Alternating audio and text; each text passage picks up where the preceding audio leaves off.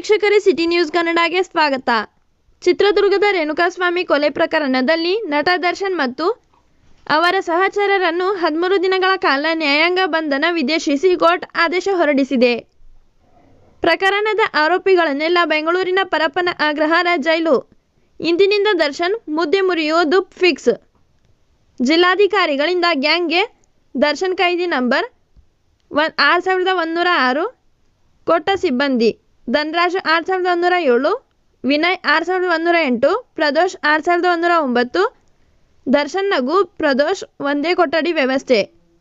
ಮತ್ತೊಂದು ಕೊಠಡಿಯಲ್ಲಿ ಧನರಾಜ್, ವಿನಯ್, ದರ್ಶನ್ ಇದೀಗ 2ನೇ ಬಾರಿಗೆ ಜೈಲ್ ಪಾಲಾಗಿದೆ. ವರದಿ ವೇದಮೂರ್ತಿ, ಬೆಂಗಳೂರು.